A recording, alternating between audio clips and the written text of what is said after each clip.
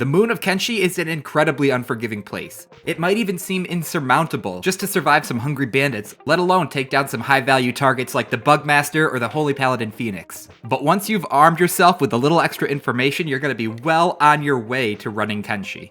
In fact, I want to know, how many of you guys have actually taken down a bounty of more than 50,000 cats? So let me know down below. And for those of you who haven't, we're going to get to that later on in the video. Today, we're talking about the endgame of Kenshi. We've already kind of gone through the beginning and middle of the game. So if you haven't yet seen those videos or you're struggling there, then go ahead and check out the video links in the description. I am so excited to talk about conquering the endgame of Kenshi, so let's go ahead and get started.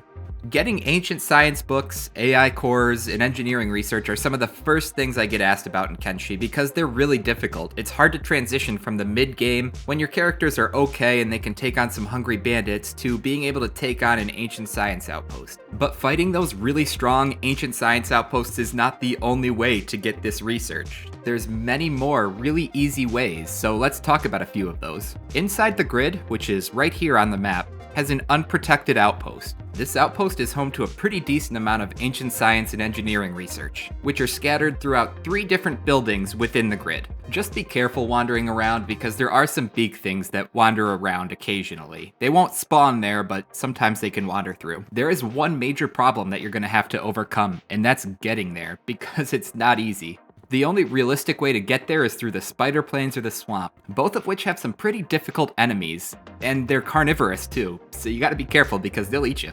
The route I'd recommend runs through the spider plains because you get more visibility. You need to watch out for these skin spiders mostly. You might see a blood spider that wanders up from the swamp. Getting to the ancient workshop can be really tough, but by knowing what these enemies look like and how to get around them, it's not a problem you have to worry about. There's also a couple of different places where you can simply buy research. Flats Lagoon is found right here, and the Tech Hunter shop there can spawn ancient science books and engineering research. Not a ton, but again, it'll get you started. There's another location which is really cool and definitely worth checking out. It's found deep within the Badlands. Inside the Black Desert City, you'll find the Scrap House. The Scrap House has all kinds of fantastic goods. There's some really high-tier weapons there, but there's also engineering research, ancient science books, and a few AI cores. They're very expensive though.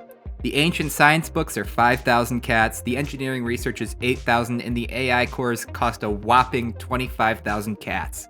So either bring a fortune or some stuff to sell. If you've got that armor smith from the last episode making specialist tier armor, you can just bring a bunch to swap out, and you can trade some armor for those AI cores. It's a pretty sweet deal. You'll be able to get a head start on your advanced research this way. Once you've got a group of 5 or 6 characters who have some pretty decent specialist or higher grade armor, Katoon 3, Edgewalker, or Maito level weapons, and stats at least above level 40, you should be all set to start taking on some of those more difficult ancient science research locations. Just be sure to take them slow, save often, and keep somebody on the sidelines in case something bad happens who can pull them all out. It also doesn't hurt to bring a set of mercenaries with you. This brings us cleanly into the second point I want to talk about, which is which technology is most important to research. With the small handful of advanced research books we've gotten at this point, you're going to have to prioritize. So let's talk about what's most important to research. Now, I think the first no-brainer is just to unlock the skeleton repair bed so you can build them yourself. You can find some scattered throughout the worlds, but they can cost upwards of 1,600 cats to rent for one use. If you've got a decent weaponsmith, you may also want to invest in the weaponsmith tier 2. That's going to allow you to create some Katoon and higher level weapons. Then the next thing I research is automation technology. So there's a few different things in the game which utilizes a basic labor that later on in the game you can have automatically process the materials. A good example of this are the semi and fully automatic ore drill and the stone mine 5. You'll have at least 1 or 2 people mining iron and stone, if not more, and you can free those guys up by just researching these technologies and upgrading the mines. This frees them up to move to steel bars or plate or chain armor crafting. Usually the next thing I'll take is plate armor because I love to mass produce the heart protectors for money, but you can also produce samurai armor and lots of other things at that station, so that's a good one to invest in as well. After that, it's just going to be tech level upgrades and really whatever you would like to do. If you want to focus on your defense because you're in a very difficult part of the map, Or if you want to do a little bit more automation with the automatic looms, you can also research hydroponics. I believe that's at tech level 5, and these hydroponic benches are built indoors and completely reduce the need for an appropriate growing environment, meaning you can grow that wheat and hemp anywhere you want to. So now let's talk about the late game craftables, like weapons, blueprints, and armor. If you're looking to buy masterwork level gear, that's going to be found at the Armor King's shop. You're going to need to swim up this river inside of Holy Nation territory, and here you'll find the Armor King, who produces masterwork tier armor you can buy. For weapons, I would head to the Scrap House in the Black Desert City. They make some excellent stuff, not just research. But if you're the type of person who likes to craft their own armor, and I certainly hope you are, there's a great library here in Black Scratch. It can be difficult to get to because, well, there's these beams of light that come down and burn your characters, so watch out for them. But there's also beak things, so just be careful. But once you get there, you'll find the Great Library, and that houses almost every single blueprint in the game. They cost a lot of money, so this is going to be one of those situations where if you have a high-level thief, you can just sneak into this chest right here, and that houses most of them, and then upstairs there's going to be a couple more. Or you can bring a bunch of armor. At this point, I hope you've got heart protectors or something that sells for a lot of money, and that way you can just exchange it, like we did earlier at the Scrap House. I just briefly want to talk about some special recruitable characters that you could consider getting at this point. Every type of character consumes food except for robots, which are called skeletons in this game. There are 3 unique skeletons that are recruitable in the entire game of Kenshi. In the north area of the Floodlands, you're going to find Burn. Sadneil is a robot that could be recruited in the Black Desert City bar. And finally there's Agnew. He's pretty difficult. You're gonna have to clear the Tower of Abuse and Venge, and there's a bunch of mid-level to high-level tier thralls who you're gonna have to get through to get to him. But that's really it for unique skeletons, so if you ever see them in a bar, you're going to want to make sure to recruit them right away. They have a passive bonus to robotics manufacturing, which is fantastic, but they also make for great turret gunners because they don't require any food. You can just set them up on the walls and kind of forget about them. They're like an automatic base defense. It's fantastic. You'll never have to worry about your gunners passing out because they didn't go to the stockhouse to eat. Throughout the entire game, you're going to want to be making sure you're picking some really difficult fights that you can barely win, and then you're going back to lick your wounds after, because that's the only way to really power level your character, without exploiting the game.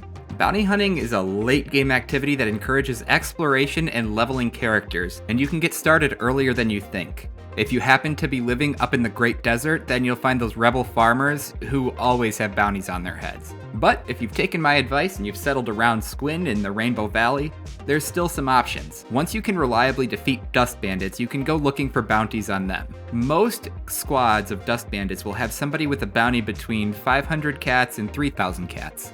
This is a great way to start your bounty hunting journey. Once you've defeated them, you pick them up and turn them in at the local police station, and they'll give you the cash reward as well as, in most cases, a relationship boost with the faction you're returning the bounty to. The next step up from there, you're going to find a few different static targets. They usually start with skills around 45 and go up from there. The first one I usually pick a fight with is Tora the Gutless, over in the Exile Camp, which is just south of Squin, near the way station. This way, if you get in over your head, you can just run up to the way station and you've got some top tier backup behind you. Then you've got Ghost and Flying Bull, you've got King Gurgle, and then eventually you'll get to the end game where you've got Bugmaster, Tin Fist, and Catlon. They're very difficult, but are very rewarding to capture. Bugmaster, for example, has a $100,000 bounty on him. And not only that, once you capture him and bring him in, those skin spiders and blood spiders spawn less frequently and in fewer numbers, so it's a big reward overall. The Bugmaster is usually the first endgame boss I go to. These characters are intimidating enough on their own, but there's a whole other problem that gets thrown into the mix with these really late game characters, in that they usually head up a faction. For instance, Catlon heads up an entire faction of thralls, so you've got to go through about 100 different thralls to get to him. This potentially makes Catlon the second hardest thing to deal with in that area, and the Bugmaster is no different. He lives inside this tower in the crater. He's become friendly with all the spiders in the area, so before you even fight him, you're gonna have to wade through a sea of spiders to get there, and then you've got to do the same thing to get out. I usually recommend a team between 6 and 10 characters, between levels 50 and 80. And using lots of weapons with cutting damage is also a help. These high-end bounties, they don't just give you money though. they'll give you a massive boost to reputation. For instance, if you were to bring the Bugmaster into the Shek Kingdom, they'll grant you an ally status with the Shek and give you plus 75 relationship with them, which is a huge bonus. You'll never have to worry about them raiding your base again. Not only that, but because he essentially leads the spiders in Kenshi, once you defeat him, the spider spawns will decrease both in number and in frequency. So once the Bugmaster is defeated, you're gonna have to deal with those pesky spiders a lot less frequently, which is also very nice. At this point in the game, you can also start raiding Beak Thing Nests and the Fogmen to get the Fog Prince heads, and they'll reward you between 4,200 and 6,000 cats each. Leviathans are extremely tricky, but do provide a goal for the late game, because once you defeat one, you'll get its pearl, which is worth more than any single Beak Thing egg or Fogman Prince head, and come in at a whopping 12,000 cats, which make them one of the most expensive and lucrative items in Kenshi. But besides these goals, there's so much more to do at this point in time, and it all stems from exploring the map. Once you can handle Tora, Ghost, and Flying Bull, you're in a really great spot to start exploring the map, and this is one of the most fun parts of Kenshi. In fact, in my opinion, this is the best part of Kenshi. At this point in time, I usually get so excited by wandering and exploring the map that I totally forget about my base and it gets completely overrun by some enemy faction. Now, I wouldn't necessarily recommend this, I'm just letting you know how much fun this is. And it doesn't matter where you are on the map, whether you're exploring the incredibly dangerous robot-laden wastes in the southeast corner of the map, or the United Cities up in the northeast. Maybe you're getting really ambitious and heading up into the Cannibal Plains in the northwest. There's so much to do. And in fact, at this point in time, you can start changing the map of Kenshi. So whether you're seeking revenge from the Holy Nation, or you want to end the slavery in the United Cities, maybe you just really don't like the Robot Empire, or maybe the Shek's purity is just too much for you to handle, this is the point when you can start taking over towns and cities of other factions and handing them to your favorite faction. In this playthrough, I decided that the Holy Nation had to go. But when you're playing, you can take on any faction in the game.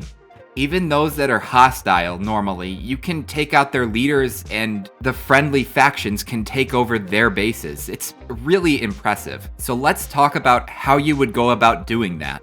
In most major cities, you'll find that there's a noble house, or something along those lines, a faction HQ, a temple, headquarters, who knows. Inside there, you'll find the faction leader for that town, or maybe even for the whole faction. In some cases, there might even be 2 or 3 of these characters that you need to either kill or capture. But once you do, that town is going to be taken over by their enemies. So the Shek are naturally at war with the Holy Nation, and they'll clash and get into fights out in the field even before this happens. So say you're able to capture, I don't know, the Holy Lord Phoenix and bring him back to the Shek headquarters. Well, once you do that, the Shek can then easily get in and take over the city, and it winds up falling into their hands.